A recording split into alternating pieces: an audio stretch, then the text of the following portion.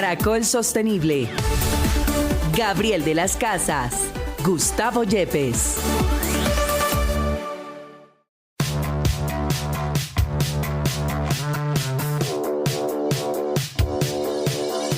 Hola, bienvenidos, feliz mañana de sábado. Esto es Caracol Sostenible, nuestra cita con la sostenibilidad en Caracol Radio, en alianza con la Universidad Externado de Colombia. Profe Gustavo Yepes, ¿cómo estamos? Gabriel, buenos días a todos. Bueno, a usted el nombre de Paula Caballero, ¿qué le dice, profe? Pues ODS me dice inmediatamente ese nombre. Oiga, qué tan exagerado es decir que, como le dicen muchos, la mamá de los Objetivos de Desarrollo Sostenible. Sí, efectivamente, yo creo que es muy importante que aprovechemos este espacio, digamos, para discutir eso, porque creo que todos los colombianos nos debemos sentir muy orgullosos que el origen de los Objetivos de Desarrollo Sostenible se dieron aquí en nuestro país y fue a causa precisamente de Paula Caballero. Y hay que anotar también un gran impulso del expresidente Juan Manuel Santos al respecto, que creyó en eso, sigue creyendo en eso, sigue adelantando importantes reuniones a nivel mundial, impulsando y sobre todo verificando estas metas que tenemos de los ODS. Así es, Gabriel. Esa inspiración que ofrece Colombia a los Objetivos de Desarrollo Sostenible que le da a Río +20 en el año 2012, digamos, permite uno de los logros más significativos que, según el expresidente Juan Manuel Santos, que ha tenido las Naciones Unidas en el último siglo, que ha sido poner a 193 países de acuerdo con un mismo propósito. Pues qué placer tenerla esta mañana aquí en Caracol Sostenible. Paula, bienvenida a Caracol Sostenible, ¿cómo estás? Muchísimas gracias a ustedes por la invitación. Bueno, pues Paula, ¿de dónde surge la idea de tener unos objetivos de desarrollo sostenible, de reducirlos a que queden enumerados, organizarlos mejor? ¿Cuándo nacen y cómo fue esa historia? Gracias por la pregunta y arrancaría diciendo con gran orgullo que los ODS fueron realmente hechos en Colombia o por lo menos fraguados en Colombia. Los ODS surgieron de una preocupación, lo que hace ya muchos años fue en el 2010, cuando se empezaba a vislumbrar que había un gran evento en el escenario internacional, que en ese momento estaba a 2 años, que era la Cumbre de la Tierra en su tercera versión, 20 años después de esa famosa Cumbre de la Tierra en Río, que generó pues lo que conocemos hoy en día como las convenciones de diversidad, de cambio climático, en fin, realmente un momento histórico en esta lucha, en estos avances por la sostenibilidad. Entonces, al mirar las posibilidades que teníamos para lograr realmente capitalizar en esa que sería la tercera Cumbre de la Tierra e iba a tener lugar también en Río de Janeiro, en Brasil, surge la idea de hacer algo que realmente nos ayudara a mover la agenda internacional y a lograrle a muchos actores del sector público, el sector privado, el sector financiero, pequeños productores, academia, cómo podíamos encontrar un mecanismo que nos ayudara a avanzar en esa trayectoria hacia el desarrollo. Y mirando para atrás, yo había identificado que algo que había tenido gran resorte y gran resonancia eran los Objetivos de Desarrollo del Milenio, que era un marco de un conjunto más pequeño, más reducido de unos objetivos sociales que habían tenido gran potencial, que habían creado movimientos, por ejemplo, en torno a la vacunación a nivel global. Entonces, la idea era capitalizar, construir sobre algo que ya había demostrado que era muy decisivo, pero ampliarlo para las necesidades de este siglo, de un mundo actual complejo, en la cual esa división que a veces es muy artificial entre las áreas o las dimensiones sociales, económicas y ambientales se tuvieran en cuenta con igual peso y de igual manera. Y de ahí surge la idea de que lo que se podría llevar para esta tercera Cumbre de la Tierra en el 2012 era un marco reformado, por así decirlo, que incluyera esas 3 dimensiones y que llamaríamos los Objetivos de Desarrollo Sostenible. Y esa idea, ese chispazo, por decirlo en buen colombiano, fue el comienzo de una historia, de una trayectoria muy compleja que tardó 1 año y medio, que contó con el aval de muchos y que realmente terminó haciéndose realidad gracias a un movimiento que Colombia creó y lideró a nivel mundial, que logró hacer lo imposible porque hubo muchísima resistencia a muchos niveles y en muchas instancias a esta idea que hoy en día parece obvia, pero en el momento fue muy revolucionaria. Mira, pues es de verdad un gusto tenerte con nosotros aquí en Caracol Sostenible. Y también nos gustaría que nos contaras un poquitín, digamos, detrás de cámaras de lo que pasó ahí, porque como dices, no fue una tarea fácil. Poner de acuerdo a 193 países, digamos, a las Naciones Unidas, todo en conjunto, pues supongo que no habrá sido nada fácil. ¿Cuáles fueron, digamos, esas dificultades mayores que encontraron ustedes, esas resistencias? Pero sobre todo nos gustaría saber cómo lograron tener ese éxito tan significativo. Muchas gracias. Voy a tomar tu pregunta en dos etapas. La primera es de por qué fue tan difícil y la segunda es qué hicimos al respecto. La razón que fue tan difícil es porque realmente marcó un cambio de paradigma. A nosotros nos gusta mucho usar a veces palabras como paradigma o transformación, pero muchas de las cosas que hacemos son simplemente pequeños ajustes. Y lo que se necesita realmente son cambios a nivel de sistema, cambios de raíz, cambios muy ambiciosos y grandes. Y eso fue lo que propusieron los Objetivos de Desarrollo Sostenible y por eso hubo tanta resistencia. De varias maneras eran, como les digo, en el momento revolucionario. Lo primero es que hasta el momento todas las, por así decir, las métricas, los marcos que se habían adoptado en Naciones Unidas tenían un enfoque puramente social. No hablaban de temas de competitividad, de género, de educación, de energía. Y pues evidentemente una agenda realmente de desarrollo no se puede avanzar sin considerar las dimensiones sociales, ambientales y económicas. Entonces eso fue considerado un absurdo y a mí me dijeron que estaba tratando de crear, los términos que usaron no fueron muy elegantes, pero de crear una suerte de piñata que no tenía ningún sentido y que iba a ser imposible implementar, que no era viable tener una agenda integrada que abarcara todas estas dimensiones. Otra razón por la cual hubo una enorme resistencia es porque por primera vez, de una manera muy clara, se estaba pidiendo que fuera una agenda universal. ¿Eso qué quiere decir? El marco anterior, por ejemplo, al que hacía referencia, los Objetivos de Desarrollo del Milenio, eran muy sencillos, estaban dirigidos exclusivamente a los llamados países en desarrollo. Y lo único que los llamados países desarrollados tenían que hacer era ofrecer apoyo financiero o tecnológico o capacitación, no era muy claro de qué manera o cómo o cuánto, pero tenían que apoyar los esfuerzos de los países en desarrollo y también estaba implícito que los países desarrollados habían alcanzado como un nivel máximo de desarrollo, que ellos ya tenían todo resuelto y que era una función de los países en desarrollo imitarlos y por decir alcanzarlos. Los Objetivos de Desarrollo Sostenible entra y dicen no. Esta no es una agenda para el mundo en desarrollo, esta es una agenda universal. Es una agenda que reconoce que absolutamente todos los países del mundo, respectivo de dónde estén avanzando en diferentes parámetros, tienen un papel y una función. Y que además hay temas de, por ejemplo, migración, flujos de comercio, flujos de información, flujos financieros que exigen una respuesta global. Lo mismo cuando hablamos de temas como biodiversidad o cambio climático, esto no lo resuelve un país. Son lo que llaman los temas de bienes públicos globales que también tienen que ser abordados en esta agenda.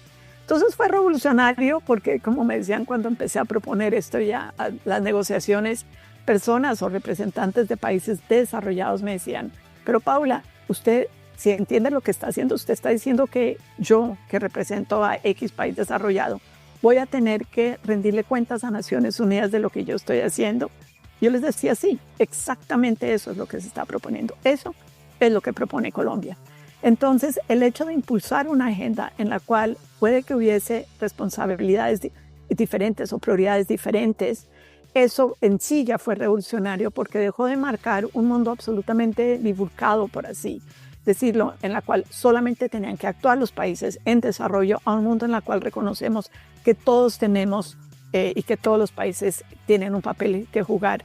Pero el tercer aspecto es que decíamos que los países solos, los gobiernos solos, no van a poder impulsar y responder a esta agenda, a las necesidades tan apremiantes, tan ambiciosas que se necesitan. Entonces fue una agenda que fue construida a la mano con sociedad civil, con el sector privado, con académicos, con ONGs. Fue una agenda que realmente tuvo el concurso y fue muy participativo la manera como se creó y tuvo el concurso de toda esta gama de actores.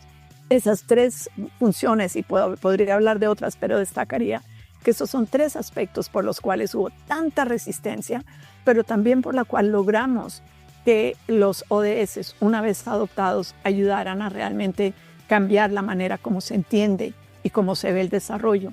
Y si me permiten hacer una anotación, ese llamado a un cambio sistémico. Fue exactamente lo que se ha buscado esta semana que ha pasado en el Summit de Regeneradores que tuvo lugar en Cali. Es buscar, impulsar, crear, habilitar las condiciones para que en el campo agropecuario, que es tan importante para la seguridad alimentaria, que tiene impactos climáticos, que tiene impactos en los temas de manejo de recursos hídricos, de biodiversidad, en fin, toda es una agenda muy integrada, agenda agropecuaria, que manejemos y que impulsemos un sector agropecuario que también sea más sostenible y por lo tanto va a ser más competitivo y más productivo. Es un ejemplo lo que estamos buscando desde TNC en el sector agropecuario, es un ejemplo del tipo de enfoque y de impulso, de ambición que estábamos buscando mover con los objetivos de desarrollo sostenible. Entonces, esa es la primera pregunta que me hace de por qué hubo esa resistencia. Y como le prometí, iba a seguir con la segunda pregunta, que es ¿cuál fue el proceso? Fue un proceso súper complicado, entonces creo que en el tiempo que tenemos no puedo entrar en tanto detalle. Escribí con Patti Londoño, que era la viceministra de Asuntos Multilaterales en Cancillería y realmente fue la gran socia y quien hizo posible que esta agenda prosperara. Un libro con muchísimas más detalles, entonces está disponible gratis en una página que podemos compartir con sus audiencias si tienen interés. Pero en resumidas cuentas, lo que hicimos fue voy a puntualizar un par de cuestiones. La primera es que no seguimos un proceso formal dentro de Naciones Unidas. Sabíamos que necesitamos el aval de 193 países, pero conociendo lo pesado de los procesos formales, hicimos un proceso que fue un poco como si operáramos, por decir, como una ONG dentro de Naciones Unidas, a pesar de ser un gobierno. Entonces creamos un movimiento interno en la cual empezamos a crear toda una gama de actores muy diversos que fueron gradualmente entendiendo los beneficios de lo original, la importancia de esta agenda y se fueron sumando. Entonces creamos como una masa crítica de apoyo a esta idea. Otro tema que hicimos que fue importante es que hicimos muchísimas consultas. Y las consultas no estaban enfocadas a, como se dice, a los que ya estaban convencidos. No, enfocamos a ellos, pero también de manera importante a los que estaban opuestos de manera fehaciente a esta agenda. Porque necesitábamos que ellos, en vez de que simplemente eran me opongo, que ellos mismos pudieran procesar en sus propias mentes por qué se oponían a esta agenda, qué era lo que no les gustaba de esta agenda. Porque en la medida que se les obligaba, en el buen sentido de la palabra, o se les invitaba, se les hacía posible que ellos procesaran por qué esta agenda les parecía tan terrible, pues se abría un espacio para un diálogo. Y eso fue lo que pasó. Algunos de las personas que eran los opositores más acérrimos se convirtieron en los grandes, no solamente embajadores, sino los grandes guerreros de esta agenda. Y un gran ejemplo es el delegado de Pakistán, que fue, a mí me llaman la mamá de los ODS, yo diría que él es el papá de los ODS, pero él inicialmente estaba completamente opuesto a esta agenda y con el tiempo lo fue viendo y luego se sumó. Y creo que otro tema importante de todo esto es que supimos posicionar esta agenda de manera tal que también creáramos un formato para su seguimiento. Nosotros sabíamos que si simplemente lográbamos que se dijera que los ODS son buenos, importantes, pues hasta ahí llegaban, esto nunca se iba a implementar. Y nosotros creamos, y acá quiero reconocer el gran papel que jugó la presidencia de Brasil en Río +20. Los brasileros desempeñaron un papel decisivo y fueron realmente con una diplomacia brillante. Se permitió crear, entre todos creamos lo que fue un grupo de trabajo abierto, o sea, un espacio posterior al cierre de la conferencia en el cual ya estaba creadas las condiciones para que pudiéramos tener esa negociación que no era política, sino una negociación técnica a fondo con todos los expertos. Y de ahí es que realmente en ese espacio fue que se fraguó la riqueza y la profundidad, la relevancia de los objetivos de desarrollo sostenible.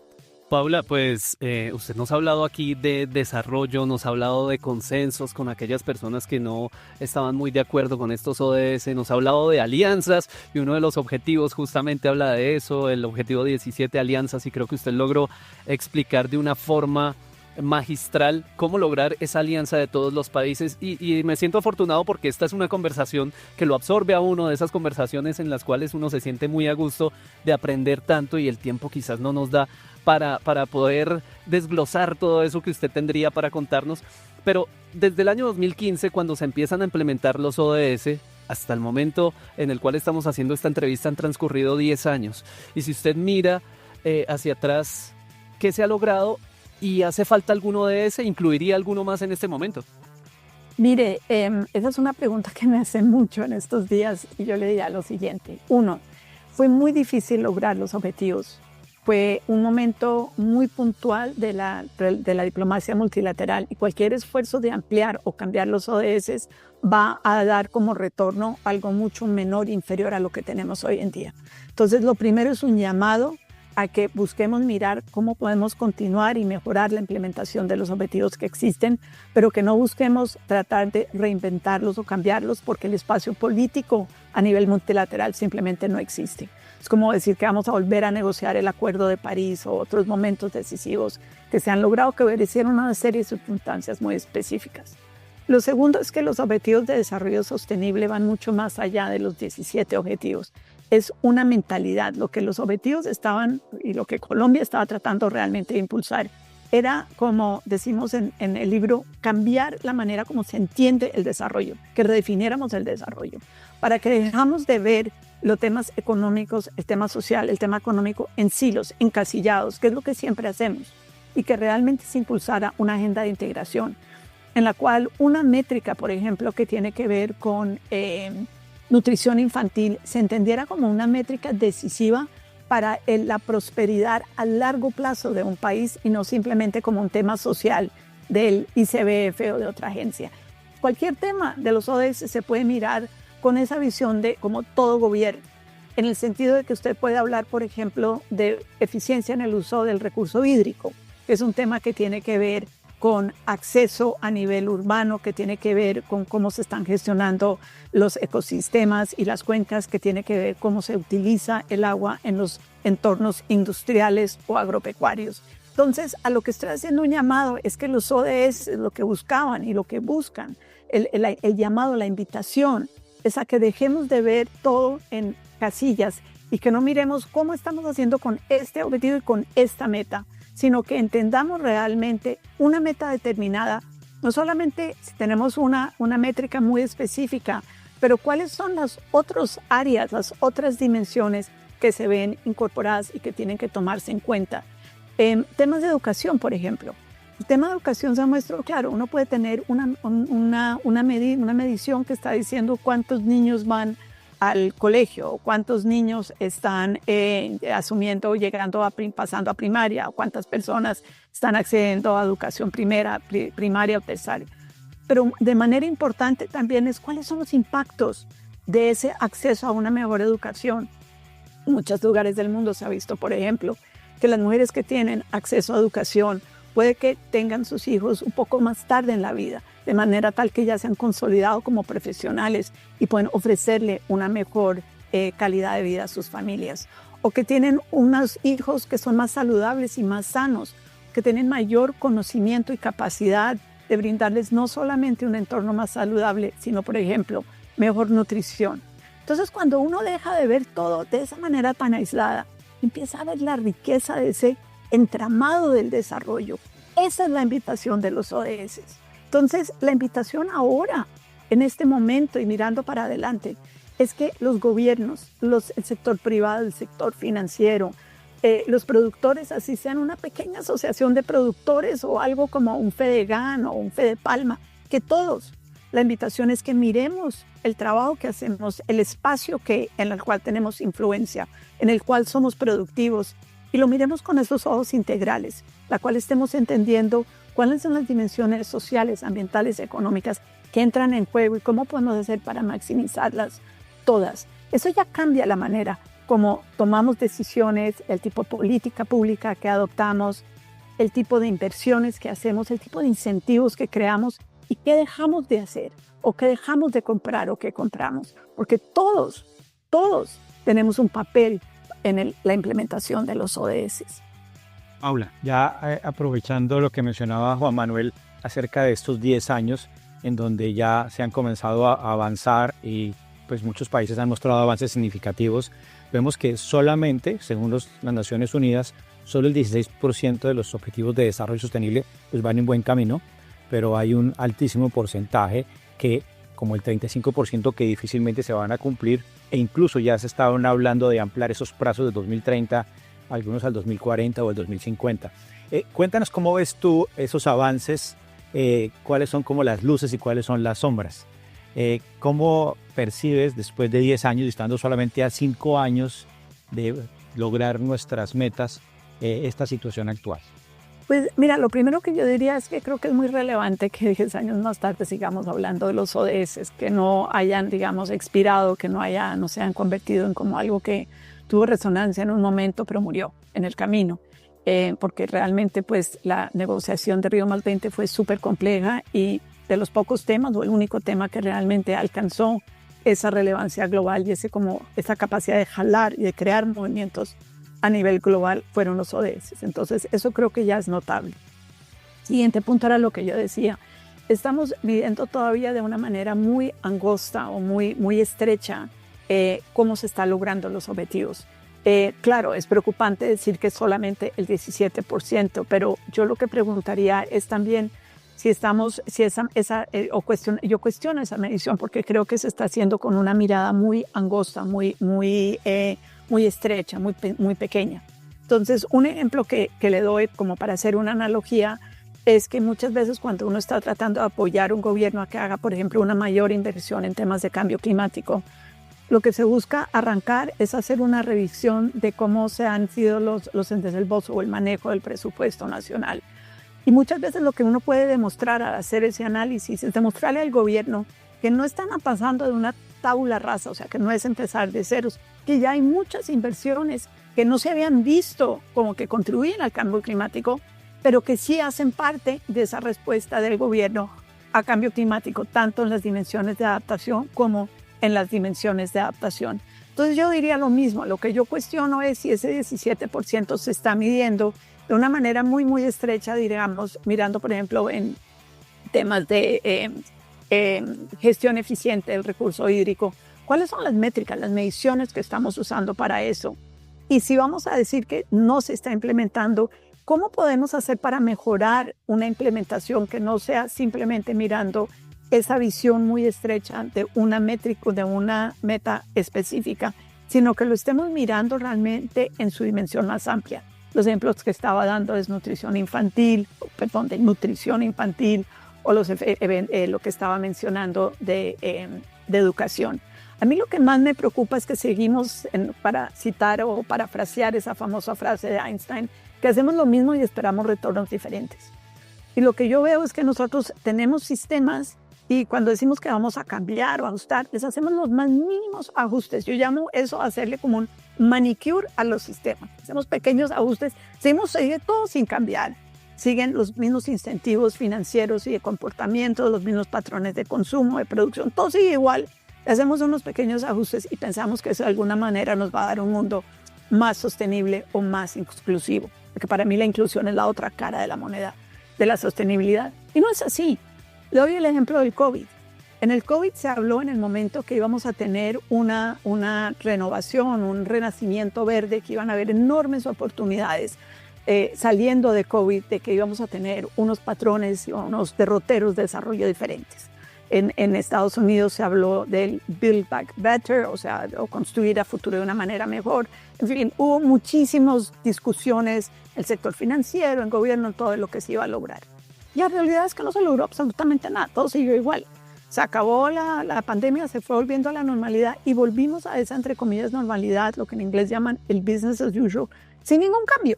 O peor, o sea, las emisiones de gases de efecto invernadero se dispararon de nuevo, etcétera, porque no había realmente un compromiso con ese cambio. COVID nos mostró qué es la disrupción y de manera positiva, esto lo quiero subrayar. El COVID nos demostró la resiliencia del ser humano, de todos sus sistemas económicos, sociales. El hecho de que sí podemos responder a cualquier tipo o a muchos tipos de crisis que podamos tener. Entonces, eso nos debería dar apetito, nos debería dar la fuerza para decir, bueno, vamos a ver cómo realmente cambiamos de fondo estos sistemas. Y vuelvo al ejemplo de lo que hemos visto esta semana en el Summit Regenerador que TNC con otros socios impulsó para buscar un sector agropecuario regenerativo.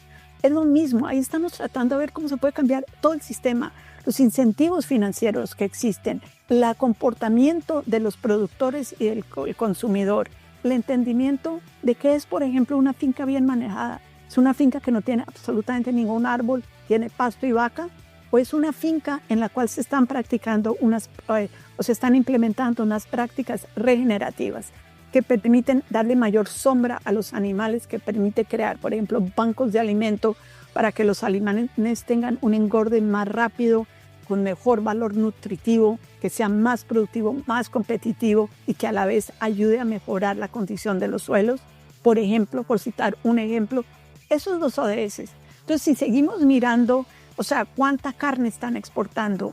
¿O cómo? No, la pregunta es, ¿estamos impulsando ese cambio de sistemas?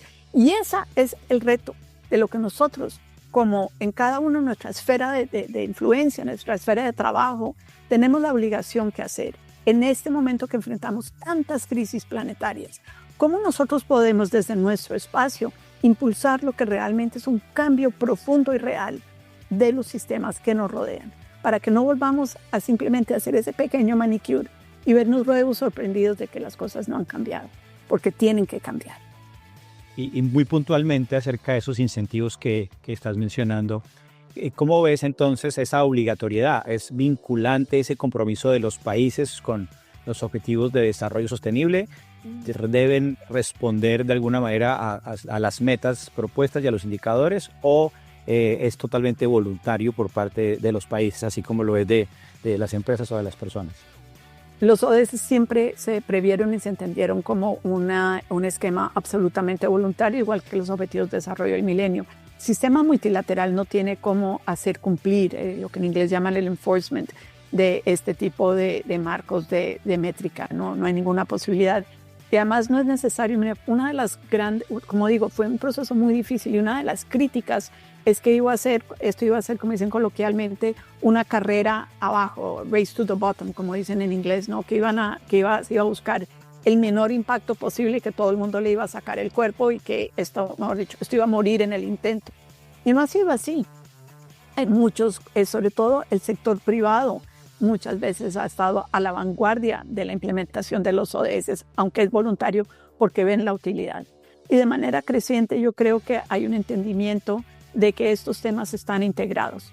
Hay hoy en día esfuerzos muy importantes liderados por la banca multilateral, por grandes empresarios, por grandes corporaciones, para tratar de entender cuál es el impacto y el riesgo del clima o de la naturaleza en las cadenas de valor, por ejemplo. Hoy en día hay una visión muchísimo más integral de lo que es la salud pública. Se está viendo con unos ojos muchísimo más amplios y entendiendo diferentes vectores que tienen que ver con temas tanto económicos como ambientales como sociales. Entonces, yo diría que el hecho de que sea voluntario no le minimiza en lo más mínimo la importancia. Incluso temas obligatorios, entre comillas, pues estamos viendo que no se cumplen. Entonces, lo que es importante es que yo creo que los ODS han tenido a su interior un incentivo porque las empresas, los gobiernos, las personas, yo creo que cada vez más están viendo que las cuestiones están integradas. El productor está viendo que hay diferencias o cambios radicales, por ejemplo, en los esquemas de pluviosidad. Se demoran muchísimo las épocas de lluvia o hay sequías prolongadas. Se están viendo los impactos climáticos. En el sector de salud pública se ven los impactos climáticos. Y a la vez se ve que cuando hay inversiones inteligentes, por ejemplo, en nutrición infantil, dan un retorno enorme, no para los niños, sino para toda la sociedad y para el futuro de la economía de un país. Entonces, esa lógica de los ODS es la que tiene que llevar la diferencia, porque simplemente tener el garrote no va a hacer que cambiemos. Tenemos que estar convencidos y tenemos que interiorizar ese cambio de mentalidad. Y esa de verdad es lo que está en el corazón de los ODS, que cambiemos la mentalidad, la manera como vemos, entendemos y nos relacionamos con el mundo. Pues es el mensaje que siempre queremos entregar aquí en Caracol Sostenible, ese cambio de mentalidad. Pueden existir muchas empresas, pueden existir planes de los gobiernos, puede existir inversión, pero si no tenemos un cambio de mentalidad desde nuestra casa, desde nuestro trabajo, desde el más pequeño hasta el más grande, tenemos que empezar a tener ese cambio también de comportamiento que ayude a hacer de este un mundo más sostenible. De esta conversación me quedo con muchas reflexiones, Paula. Hacemos lo mismo y esperamos resultados diferentes y tenemos que dejar eso de un lado. Únicamente estamos haciendo pequeños ajustes, es otra de las reflexiones que nos deja Paula Caballero. Y también lo importante de lograr rediseñarnos, así como lo hicimos durante la pandemia. Estamos dispuestos a hacerlo, podemos hacerlo, ya quedó demostrado y asimismo debemos buscar esta solución. Y pues antes de despedirnos, Paula, ¿cuál es la página donde podemos encontrar ese libro en el cual se condensa un poco de todo eso que ha sido la historia de los Objetivos de Desarrollo Sostenible? Pues muchas gracias por la invitación. Está en la página de la editorial, es una editorial americana que se llama Lynn Reiner. El apellido es Rinner. Lo pueden buscar. El libro se llama Redefiniendo o Redefinir el Desarrollo. Fue escrito por Patti Londoño y por mí. Lo pueden buscar en Google. Y si van a la página de la editorial y abren donde está el libro en la parte de abajo, hay lo que se llama Open Access, o sea, hubo una donación para que el libro pudiera hacerse público gratuitamente. Desafortunadamente, únicamente está disponible gratis en inglés, pero para quienes lo quieran en español, también con Editorial Javeriana salió una traducción del libro. Entonces, lo pueden acceder gratis en inglés o lo pueden adquirir también en español. Se encuentra en Amazon también. Pues de nuevo Paula Caballero, esta gran creadora, esta partícipe, esta inspiradora de cómo tenemos hoy 17 objetivos de desarrollo sostenibles, pasó aquí en Caracol Sostenible. Paula, un abrazo y bienvenida siempre.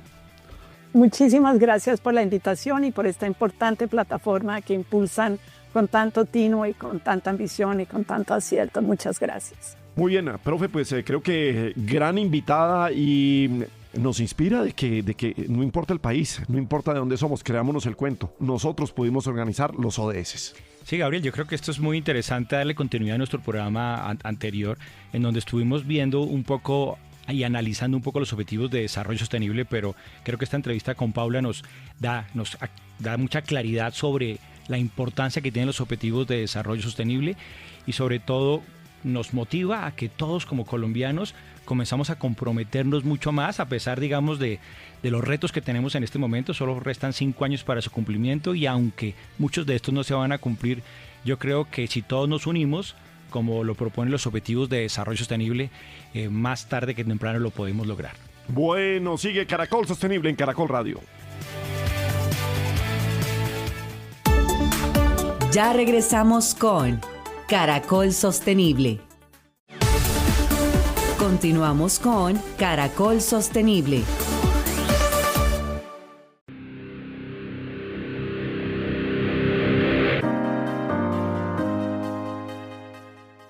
Bueno, seguimos en Caracol Sostenible. Bueno, hablemos de entretenimiento sostenible. Viene la época de vacaciones. ¿A dónde nos va a llevar don Juan Manuel Durán? Pues Gabriel, cuando hablamos de entretenimiento tenemos que hablar también de turismo. Se acerca, o mejor, ya estamos en toda esta temporada de vacaciones y qué mejor que visitar esos buenos lugares que nos hacen vivir buenas historias y de la mano de una empresa hotelera como Decameron que nos acompaña el día de hoy con su directora de sostenibilidad, Ana Lucía Giraldo. Ana Lucía, bienvenida a Caracol Sostenible. Hola Juan Manuel, muchas gracias a ustedes por el interés y la invitación. Bueno, pues hay muchas cosas que sabemos que ustedes nos quieren contar en torno al trabajo que vienen realizando en sostenibilidad. Empecemos hablando por esa certificación que ustedes han recibido hace pocos días y que tiene que ver con ese trabajo, ese interés en ser cada día más sostenibles. Hablemos de eso. Bueno, hace un par de años, llevamos ya 2 años trabajando con EcoStars. EcoStars es una certificación de sostenibilidad especializada en hoteles que lo que busca es acreditar si la huella ecológica de los hoteles que están certificados con ellos se encuentran dentro de los rangos establecidos por EcoStars como admisibles en materia de sostenibilidad. Entonces, bueno, llevamos en esto, como te digo, ya un tiempo largo, ajustando nuestros estándares y nuestras buenas buenas prácticas para podernos certificar y el mes pasado pues logramos hacerlo. Entonces estamos súper contentos. Bueno, hay muchas dudas que me surgen en torno a todo lo que ustedes vienen haciendo, así que vamos a ir realizando todo este seguimiento poco a poco para conocer en detalle cuáles son las acciones. Por ejemplo, en materia de desperdicio de alimentos, ¿ustedes tienen alguna estrategia para que todos esos alimentos ricos, deliciosos que le ofrecen a los turistas y que en su mayoría pues son abiertos casi que 24/7, cómo hacer para evitar el desperdicio de los alimentos?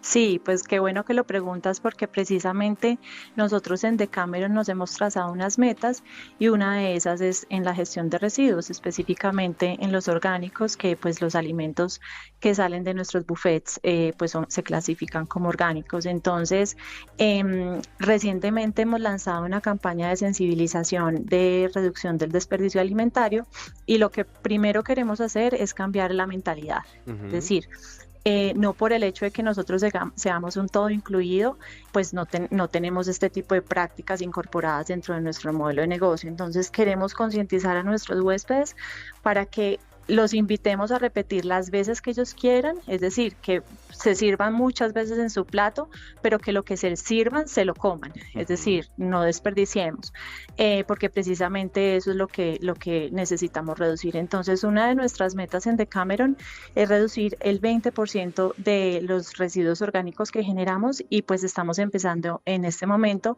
con esta campaña de sensibilización y adicionalmente queremos unir lo que hacemos en temas ambientales con el tema social y estamos trabajando en unos convenios con bancos de alimentos también para ver qué podemos aprovechar de esos alimentos que están en buen estado para donar a comedores infantiles. Bueno, muy bien, pues aquí hay algo que me gusta mucho y tiene que ver con la educación, porque justamente aquí en Caracol Sostenible hablamos siempre de la importancia que tiene el ciudadano.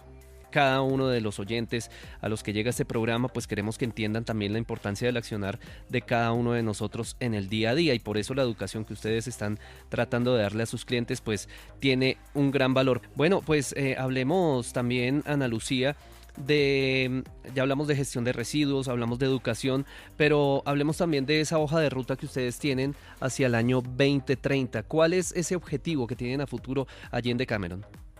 Bueno, como te mencionaba, nosotros nos hemos trazado unas metas. Ya te mencioné la de residuos. También tenemos otra en residuos que es también lograr un mayor aprovechamiento de nuestros residuos en un 30%. Y en agua y energía tenemos, pues obviamente metas de reducción.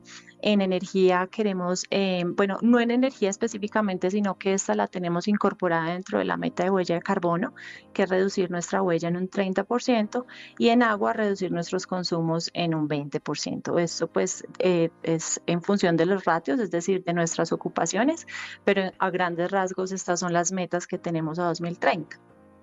Ana Lucía, me surge una duda y es, ¿cómo ven ustedes el pensamiento crítico de las personas que los visitan, de los turistas? ¿Están interesados o no en ser cada día más amigables con el planeta, en tener acciones que ayuden a la sostenibilidad? ¿Cómo ven ustedes ese comportamiento?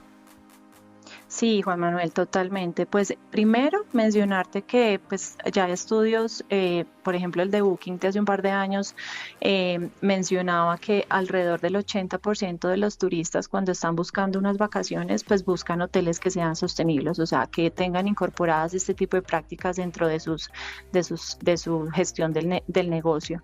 Eso por un lado. Y por otro lado, pues también lo vemos ya en la experiencia del cliente.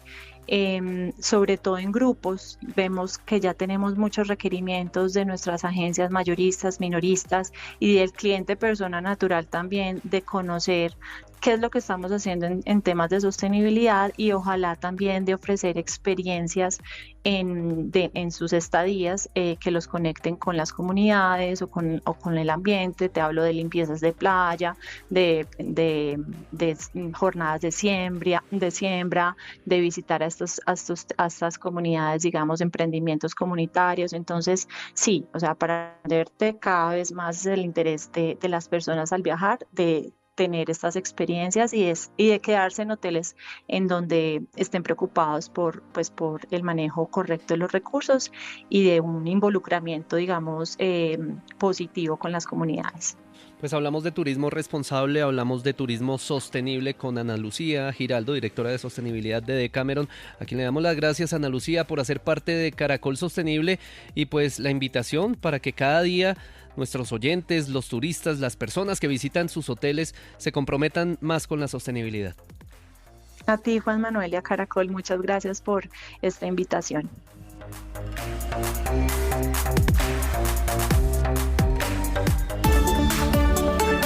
Objetivos de Desarrollo Sostenible. Reducción de las desigualdades. La inclusión y la justicia son pilares que sustentan nuestras sociedades. El acceso equitativo a la educación, la salud y el empleo reducen las brechas entre ricos y pobres, promueven la solidaridad y la cooperación. Si cada individuo contribuye al bienestar global, no dejaremos a nadie atrás. A través del Objetivo de Desarrollo Sostenible número 10, reducción de desigualdades, podemos ser parte del cambio.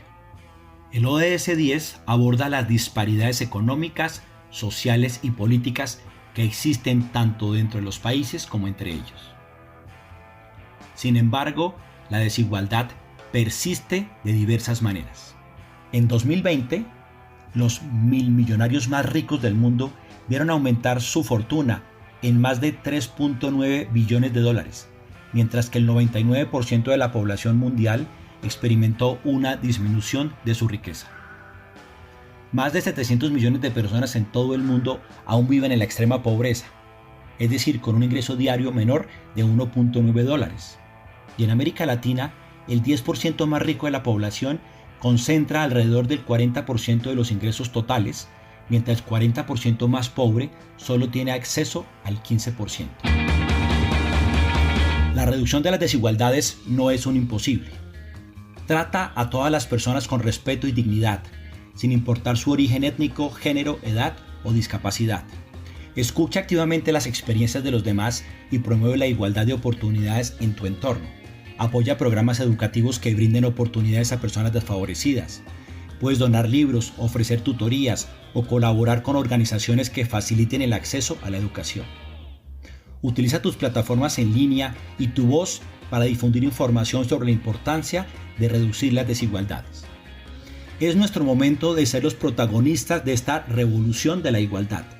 Construyamos puentes, no barreras. Recuerda que todos somos la voz de los Objetivos de Desarrollo Sostenible.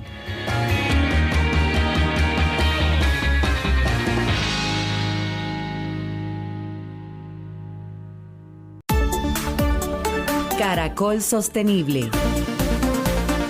De lo absurdo a la reflexión.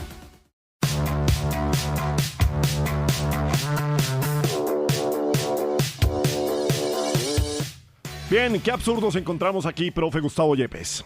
Bueno, Gabriel, yo creo que vamos a hablar de tal vez el ODS más importante, el primero, el erradicar la pobreza, que tiene, digamos, una paradoja importante, porque si la seguimos tratando de resolver como lo estamos haciendo hasta el momento, tal vez no superemos los límites planetarios, no lo podamos lograr. Y le iba a hacer una pregunta bastante complicada, que no lo quiero sacar del tema. Si erradicamos la pobreza, ¿usted cree que con eso tendríamos las metas de todos los objetivos de desarrollo sostenible?